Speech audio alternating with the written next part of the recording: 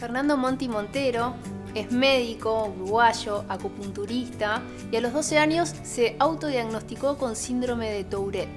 Sobre eso vamos a conversar ahora porque su ser médico tiene todo que ver con entender de qué se trataba lo que él tenía.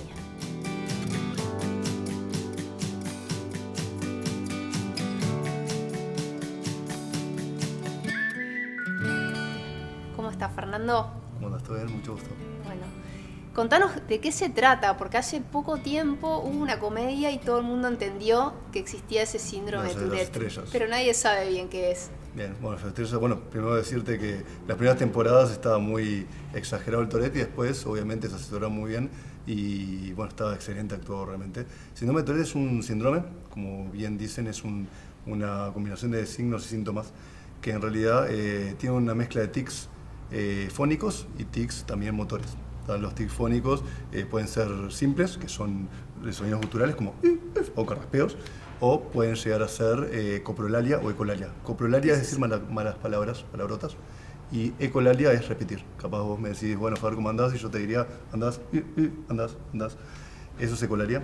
Y después los tics motores son o movimientos, viste, una guiñada o un ojo, o esto, o ya pueden ser más complejos, que pueden ser... ¿Como secuencia de movimientos? Sí, ya va más con el TOC, que el 50% de las personas con Tourette tienen TOC, es trastorno obsesivo compulsivo. Trastorno obsesivo compulsivo es cuando tú, aparte del pensamiento, todo el tiempo estar pensando en algo de manera muy fuerte, te puede pasar que tengas compulsiones, como por ejemplo, si yo no escucho el volumen de la tele en par, nos puede pasar a varios, ¿no? O como digo, las líneas de la Rambla. ¿Viste? Sí. Que a veces va a pisar. Si Todos tenemos un poquito, claro, pero hay momentos patológicos. Te puede pasar incluso que pienses que va a pasar algo fatal, la muerte de tus padres o algo complicado. ¿Ah? Yo llegué a tener un paciente mío con TOC, que me acuerdo que fue de los mejores traductores de Uruguay. Nadie entendía cómo el tipo era tan perfecto traduciendo, porque no tenía errores jamás. Y después vi que él hacía las traducciones enteras una vez, las rompía todas, otra vez las rompía, y la tercera vez ahí sí las publicaba, y el miedo era la muerte de las hijas. Y en tu caso te diagnosticaste vos mismo a los 12 años Sí. con este síndrome que supongo que hace tanto tiempo no era tan conocido. ¿Cómo diste con esa palabra, con esa etiqueta? ¿Y por qué te diagnosticaste? Porque no eras médico todavía. No, médico, no, con 12 años todavía no, con el pequeño doctor. En realidad, a los 12 años me acuerdo que estaba leyendo una revista Conozca Más, y estaba con el hijo de Roberto de Vélez, Luis de Vélez, muy amigo mío, que era un médico muy conocido. Digo eso porque tenía una biblioteca muy vasta de medicina. Y me acuerdo que leí algo y le dije, Luis, esto es lo que tengo yo. Y decía todo, las partes nerviosos, de sonidos. ¿Qué te pasaba hasta ese momento? Hasta ese momento no tenía tanto, o sea, yo te conté la historia de cómo empezó todo esto, pero en ese momento tenía un ladrido que era como continuo y decía alguna palabra, no palabrotas, pero decía alguna palabra. O sea, me da cuenta que me costaba mucho realmente controlarme. Cuando vi eso dije, esto es lo que tengo yo, claramente. Aparte, fuimos a un neurólogo, grado 5, acá en Uruguay, y ahí desde donde realmente decidí también ser médico desde chico, porque realmente tuve una muy mala pasada, un mal diagnóstico. El médico muy soberbio.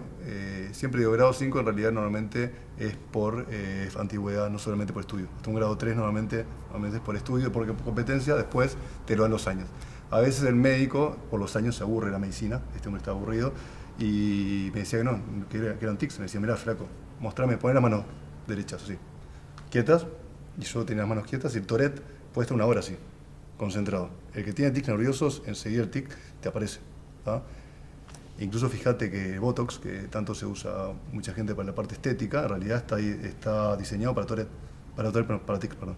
Tenés un tic en el ojo o tenés un tic en el cuello, te inyectas Botox, queda una parálisis en el músculo, en la placa motora, y dejas de hacerlo. ¿Tá?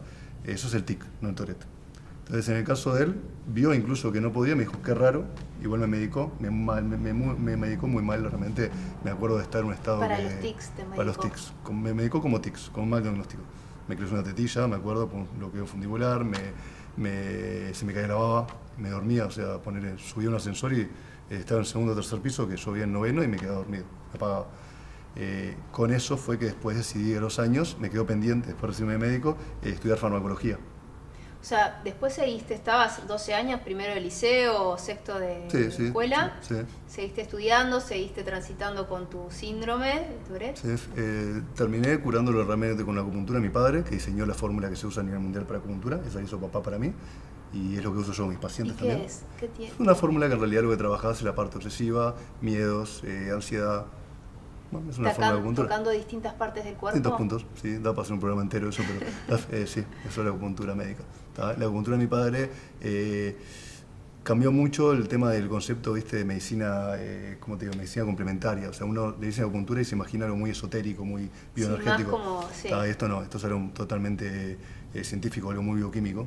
Papá se puso en la década del 80-90 a estudiar qué puntos realmente funcionaban para o sea, tú sos médico, estudiaste farmacología doctor para... en medicina, después farmacología para saber tratarte tú, y además tu papá dio con la solución ¿Para mí? de acupuntura para tratarte a ti. No O sea, que son todos medicación. como médicos, un poco para autosanarse, una cosa así. Sí, poner. O sea, en el caso mío, como te digo, o sea, a mí me sirvió mucho para no caer nunca en lo que es el ego médico, el enfrentamiento con este médico que realmente me arruinó parte. O sea, si yo me hubiera medicado antes de una buena manera o hubiera buscado otro tipo de tratamiento, tendría menos secuelas. O sea, realmente mi Tourette siguió creciendo mal medicado, ¿entendés?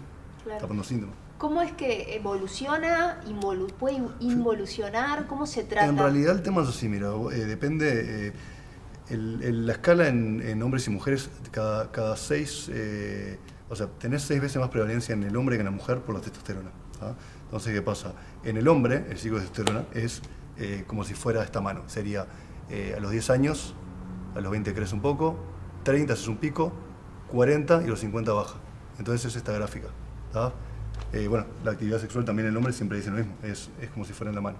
¿Tá? A los 30 años es el pico de Tourette, a los 40 empieza a bajar la testosterona, a los 50, entonces el Tourette a los 40, 50 años empieza a bajar un poco la carga. Y a los 10 se despierta y a los 20 está en un pico también bastante alto. ¿Tá? Entonces lo aprendes a controlar, empezás a convivir con él, y en el caso mío hice muchas cosas para, como te dije, la acupuntura médica que yo me dedico con mi padre, también yo hago acupuntura para hacer algo que realmente sea muy específico y que sienta que tengo el control. Yo poniendo agujas, viendo muchos pacientes por día, estoy todo el tiempo en algo que no le puedo errar. ¿Y el pulso no sé, yo puedo estar... Yo en la Facultad de Medicina entré a cirugías neurológicas justamente para eso, ¿no?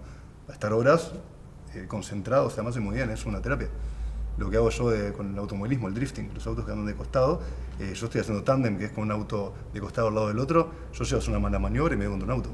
Y como te decía, no tiene sentido ningún sufrimiento, sino un aprendizaje. Lo que hablamos hace un rato de fluir, bueno, en realidad, si en la vida considerás que todo es algo que te pasa y vas a poder aprender si hay sufrimiento, ya está. ¿Cómo fue tu infancia? Antes de los 12 años, sí. ¿En qué momento por lo que tengo entendido, es sobre los 6 años que se da como ese despertar de los tics? ¿Qué pasó antes de tus 12? A los 12 lo diagnosticaste y lo empezaste a tratar. Antes, pienso en los padres o madres que puedan ver esto y que tengan niños chicos con algún tic. ¿Qué es digno de sospecha? Mira, más que nada, cuando es un niño que empieza, más que nada, sonidos guturales. El clásico, algunos sonidos que empiecen a hacer tics más complejos o que empiecen a mezclar tics. Una cosa te dan el tic del ojo clásico, que todos acá en esta sala alguna vez hemos tenido un tic, pero si empezás con un pestañeo y de repente a los 2 meses empezás con una mano, empezás a cambiar, van mutando los tics del Tourette. Entonces, como sospecha eso, y es algo que no te tienen que preocupar también los padres. O sea, yo te digo, sufrió más mis padres capaz que yo por el tema de Tourette. Chico, es complicado, pero viste, siempre evolutivamente cuando a un hijo le pasa algo, te preocupa mucho más y te lastima más. Entonces, mis padres sufrían mucho del Tourette, me dieron un sostén increíble, gracias a ellos también estoy muy bien. Y como te dije, yo puedo pasar como un tipo normal. Vos me ves acá y ahora estoy suelto en las cámaras, entonces hago un tic nervioso que lo ven, pero yo si estuviera, me dijeron, no, tenés que estar en las cámaras y tenés que estar controlado, te hablaría... Focalizado, no te hablaría...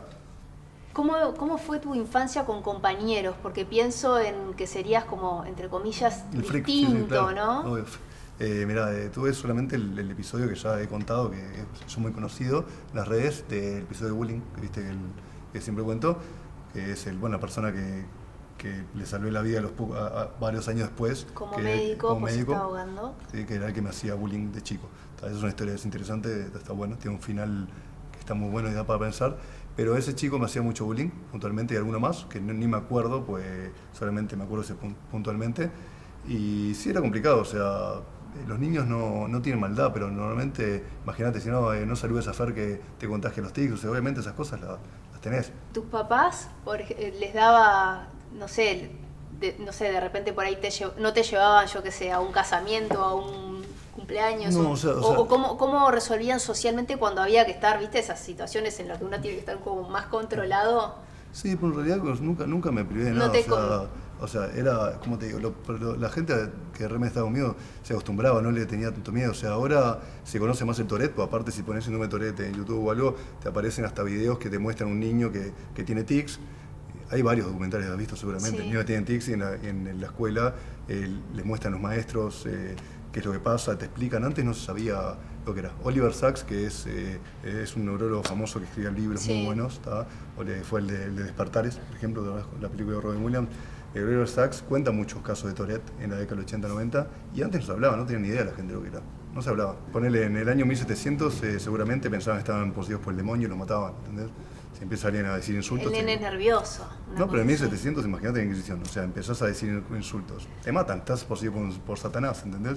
Pues no se pensaba que era hasta que Gilles de Tourette, el médico, describió lo que era el síndrome de Tourette, no se sabía qué era. ¿Tuvo él? No lo tuvo, pero vio una mujer con Gilles de Tourette y, bueno, que pensaba que estaba poseída por el demonio, obviamente, para esa época, y empezó a ver que era una enfermedad de los ganglios basales. De los ganglios basales, ¿dónde está eso? Es a nivel de ganglios del cerebro que te muestra son descargas continuas de tics nerviosos y se comparan, tienen muchas cosas, no tienen cuadros depresivos. Yo por suerte la parte depresiva la manejo muy bien, pues estoy siempre haciendo algo, armando algo. Y además tenés como una carrera que te demanda y que te va bien y que te exige. Sí, siempre digo, el opuesto al cortisol, que es la hormona estrés, es la oxitocina, ¿no? Algo que es importante que me gusta que la gente sepa es que cuando vos venís al mundo, la hormona adaptativa por naturaleza es el cortisol. Nacés el vientre de tu madre, pico de cortisol, cuando el bebé en el parto, el nené llora, lo ponen arriba tuyo y el nené para de llorar, ¿no? Entonces, baja el estrés. En realidad genera oxitocina, la madre y genera el bebé, por lo que son también neuronas espejos, te enseña a generar oxitocina. El bebé deja de llorar. Entonces, desde que vos nacés, lo que te muestra la vida que es, de que lo opuesto al cortisol, que es la hormona de estrés, es la oxitocina. ¿Cuándo producís oxitocina? Cuando estás enamorado, cuando cuando ayudas a alguien, cuando te sentís bien contigo mismo, ahí generas oxitocina. El momento de la vida donde vos generás más oxitocina es el hombre cuando se pone en el pecho a una hija. Wow. ¿Por qué una hija? Eso da para hablar mucho, pero porque en los cavernícolas, fíjate que era lo que sabías que iba a generar tu descendencia. Si venía una mujer embarazada de un hijo, en el momento no sabías, no había test de ADN, ¿no?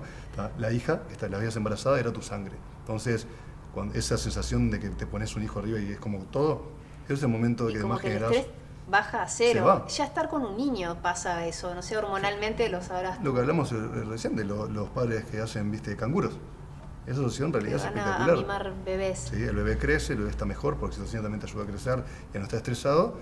Es un proceso más anabólico el niño, viste, que hasta recuperan kilos, y el bebé, y la persona se nutre también.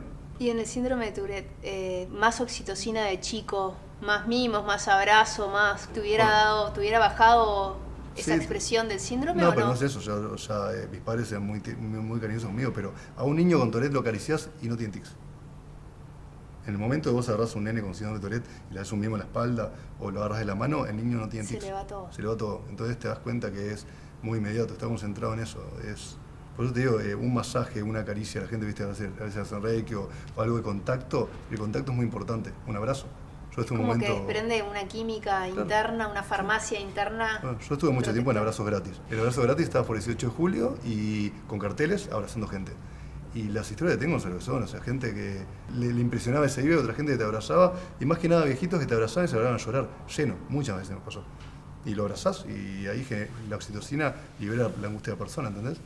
Volviendo al síndrome de Tourette, supongo que se te debe haber acercado mucha gente una vez que lo diagnostican, o padres con niños diagnosticados. ¿Qué les decís? ¿Cuál es la mejor manera de abrazar esta enfermedad y no padecerla, sino sacar algo bueno? En realidad, mira, Caterina Bruno, que es la presidenta de la Asociación de Síndrome de Tourette de Uruguay, APATOU, que soy parte de la asociación también, ella es la fundadora, que también tiene Tourette. Con ella siempre hablamos del tema de tratar de hacerlo algo multidisciplinario, tratar de hacerlo, viste, con la parte de psicólogos, lo que es tener realmente un neurólogo también, hacer algo, un abordaje terapéutico y más que nada el mensaje de que no es tan grave el tema de Tourette. Realmente, si vos tenés un buen sostén familiar, no estás tan limitado. No estás nada limitado. Físicamente no, es de repente algunas cosas que no se puedan hacer En realidad es al revés, más que limitado, o sea, un tipo con un trastorno obsesivo compulsivo, si vos lo llevás a usarlo como un medio de inspiración, el tipo no tiene límite. Mientras que vos te aburriste de algo o fracasaste y cortaste, la persona con TOC sigue para adelante y sigue y es una enfermedad que la usás como un poder, es lo que hago yo. Yo siempre digo, yo tengo autoestima muy bajo por todo lo que he pasado, pero veo que he llegado a cosas grandes. Y esas cosas las he llegado justamente por mi TOC. ¿Cómo trabajás la emocionalidad? Porque generalmente, si sos chico, sos un niño que no piensa tanto, que no tiene esa capacidad reflexiva y te dicen, tenés síndrome de Tourette, ¿cómo fue a través de tus papás, un psicólogo? ¿Cómo? No, en realidad más que nada por maduración, que me costó mucho la adolescencia, fue muy dura para mí. Y después viviendo nomás. O sea, yo como te dije otra vez, lo más importante es cuando vos tenés un autoestima muy bajo, es tratar de no caer en ningún momento que logres algo, no caer en ego. Entonces, considerarte una herramienta. Yo, como te decía, estoy para servir.